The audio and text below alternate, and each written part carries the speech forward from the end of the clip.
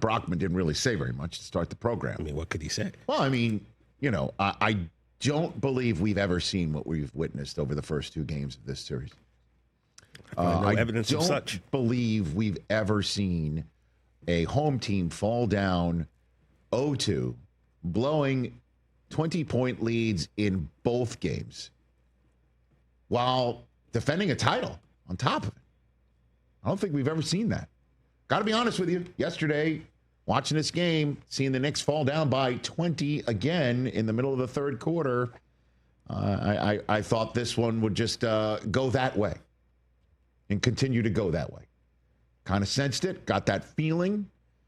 And then I don't understand what's happening with the Celtics, where they just keep settling for these threes and they're not seemingly attempting too many twos. They did. At least Jaylen Brown did first half of the game last night. He did mix it up a little bit, which is why the Celtics took a quick 16-4 lead in this game. But these defending champs are just missing one shot after another, watching the Knicks catch fire. Mikal Bridges with no points in the first 3 quarters, 14 in the fourth.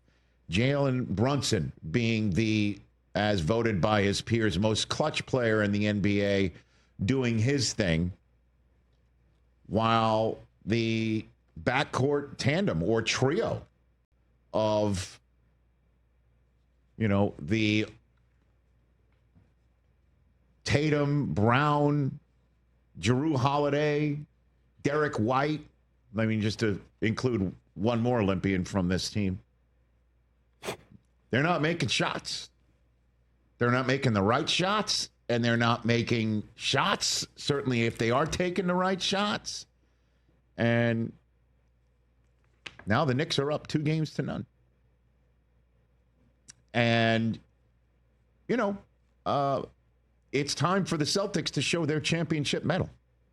It's time for them to show why they were the champions last year, as they have now lost as many home games, blowing 20-point leads in both against the Knicks as they did losing playoff games last year. And this is a scenario I don't think anybody saw coming.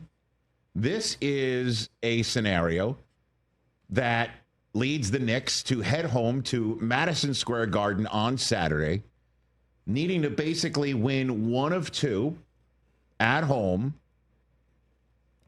to take a stranglehold in this series and present the defending world champs with the unenviable position of trying to become just the 14th team all time and the first team since the bubble to fall down 3-1 and win a playoff series. That's where the defending NBA champions are at right now. And kudos to Josh Hart for basically saying that they still have a ton of work to do in this series. When asked how far he thinks, he was asked how far he thinks the Knicks can go. Hit it. I don't think we even know what we're capable of. I think we have to continue to build. I think we have to put together a full game. And I think that's something that we haven't done during the course of this playoffs. We got leads and we surrendered leads, and then we came back from big leads. So we got to figure out a way to put together a complete game. Yeah. You can't keep on coming back from 20-point deficits in Boston to win these games. But what the Knicks have proven is a considerable mettle in the fourth quarter.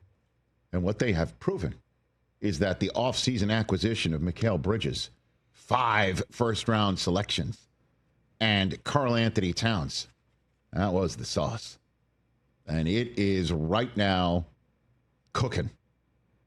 Cooking in the fourth quarter, melting the defending NBA champions in front of their own house, and giving the Knicks a leg up in this series.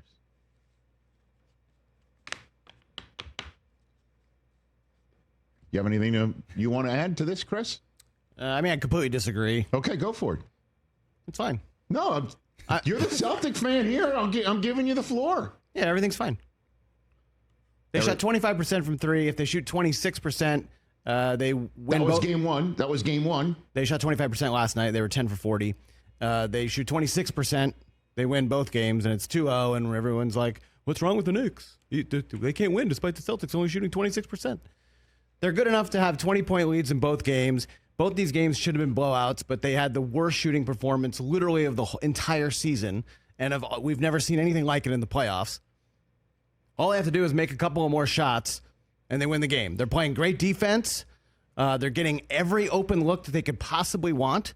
They're just not going in. It's a make-or-miss league. So I'm literally not worried. So you're not worried at all? You think 100%? If they make one or two more threes, stay the course. Stay the course, absolutely. You're not concerned at all? That you need to just 4 out of the next 5. You got to win 4 of the next 5. Well, they were 4-0 against the Knicks in the regular season, as Chris Mannix pointed out. 3 of those wins were by 10-plus points. Okay. Both of these games should have been 10-plus point game victories anyway. Mm-hmm. So just do exactly what you've been doing the whole time and just trust that the shots are going to go in. You want to break the tie on this one, TJ? Look. You're saying if one more shot would have fallen, then if one more shot would have fallen, the Clippers would be in round 2. The Lakers might have won more than one game. Yeah. Well, no, because each of these games were one-possession games. Yeah, but after they were 7-possession games, you got to close them out. You got to play 4 quarters. It's great that for 3 quarters you were dominating. Right, but one more shot goes in and they win both games. But yeah, of course, the fourth quarters are not great. Missing wide-open shots is not great. Breaking news. What do you want? What do you want them to do different? They're getting every open look they could possibly want. A guy that you've relied on for the last 2 seasons has a mystery illness that no one knows what's going on. I don't know what the hell's going on. And now suddenly he is basically ineffective. What are you going to do? You got an open shot. Tatum has an open 3 in the corner. It's a 7-point game at that point with 3 and change to go. If he makes that, the game is over. It goes to 10 with 3 minutes left. That's a tall order. And he absolute brick. All of them were all absolute bricks. So you're unconcerned. You would state your case that you are unconcerned. Everything, you think the Celtics will advance to the Eastern Conference Finals at this point in time? Well, I don't know about that. And you think those shots are going to fall at the Garden with a very hostile crowd? I just think every single time they miss a 3. What wasn't hostile in Boston? It's the same. But when the hostility's towards you. The fans are pretty pissed. I would imagine it was pretty hostile toward them as well. Ain't going to be nothing like the Garden's. Well, I'll tell you what. Here's you get up 20 in the Garden, those hostile fans are going to be pretty quiet. Here's how, things might be different. Certainly in Madison Square Garden. Okay. First of all, every single time the Celtics miss a 3, it's going to be a circus. It's going to be a party. It's going to be fun. It's going to be a party. Here we go again, that whole business. And it would be helpful for the Celtics to take a 20-point lead and show off their championship medal. But if it is going to be a different game, and I think it will be a different game. What gives you any evidence that it will be? Because you can't keep on doing the same thing. It's not going to be the same thing over and over again, where the Celtics are up 20 and the Knicks are going to have to be forced to come back. It has been in all 6 games they've played this year. We shall see. Odds are the 7th will be different. And it will be quite a festival in Madison Square Garden. Because this time around, it's going to be the Knicks fans who are the loudest. This time around, the Knicks are feeling it. Right now, it's time to speak with the chest a little bit. Momentum. Because I can feel it. Right now, the Knicks have a sense about themselves that there is no scenario too difficult for them to overcome. And the fans feel the same way. And I know the fans have celebrated season opening wins as if it's a banner raise, and there's no banner raise yet. And there's a reason why. Shaq and Barkley said in the post game yesterday that Game 3 is a must win for the Knicks, because you don't want to give the Celtics any life at all. True. Go up 3-0 and basically end it right then and there. And the Knicks fans will be quite a sixth man on the floor. And it'll be great. And there won't be, every single time a Celtic does make a 3, the most annoying public announcer in the NBA screaming somebody's initials for 3. And that was the beauty of 75 missed threes. There were 75 fewer opportunities for 3 to be made. JB, JT, all of that stuff. The fact that the Knicks are doing it against the Celtics halfway home is just that much sweeter. And on top of it, bringing in new fans. Old fans who are becoming new fans again. I'm one of them, as you know. I was out until Jalen Brunson pulled me back in. Julius Randle started tugging me back in a little bit. But you see, just the fans who are so excited. Like, for instance, my new friend, Russell Wilson, tweeting out last night. Yes, sir. He's a big Knick fan, Russell Wilson. Oh, baby. He's a new fan. I don't know about that. I mean, he played for the Yankees for a hot minute in the spring. He'll be there, courtside, high-fiving Ben Stiller. Here we go. Remarkable performances by the Knicks in the last fourth quarters. And the defending champs are on the ropes, although, Chris, you're saying stay the course. That's how you want it all? Remarkable performance. Like, standing there and watching the Celtics miss threes is not a performance. Well, I mean, so the Knicks defense has nothing to do with it. Nothing to do with it. Nothing to do with it. They're missing wide open shots. What is the defense? Okay. I don't know. I mean, the defense would be both times losing 20-point leads only to have one last shot to actually win it at the buzzer and not get a shot off twice. Okay, great. But it should have never come down to that. Okay. It's true. We will see. Saturday afternoon, 3:30 p.m. Eastern Time. Text me the final score because I'm not watching. Why aren't you watching? Not watching. Why aren't you watching? I'm not interested. Why aren't you interested? After you just said it doesn't matter. We're just going to keep shooting threes. Anyway. Don't worry, be happy. Great. Don't worry, 3 happy. I got Saturday obligations. It's just a bad time for the game. Okay. All right. Let me know what happens. You want me to, I shouldn't assume tape? I'm not recording it. Okay. I will not watch later. You can literally text me in real time. Well, you might be able to hear it. You might be able to hear it. Hear what?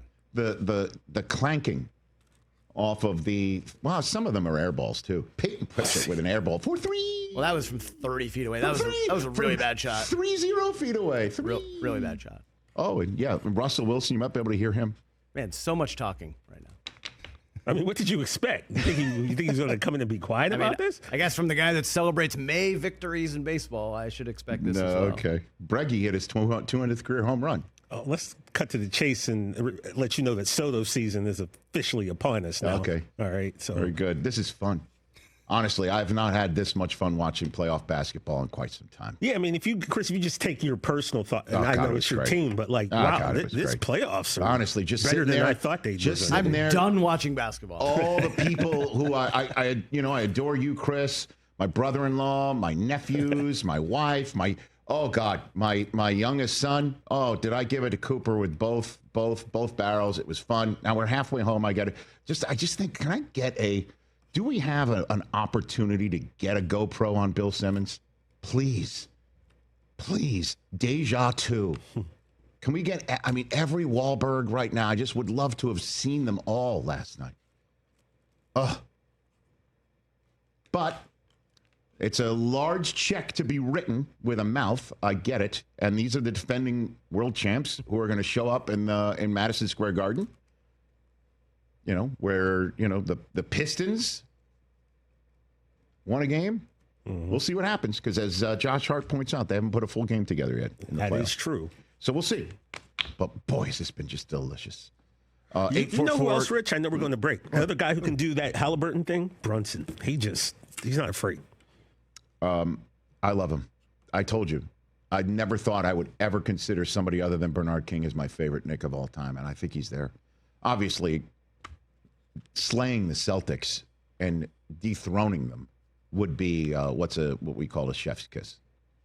In this long, long history of these two teams playing each other and the Knicks being the ones on the receiving end of a Nard kick. This would be great. Catch the Rich Eisen Show live weekdays from 12 to 3 p.m. Eastern on Roku Sports Channel in the U.S.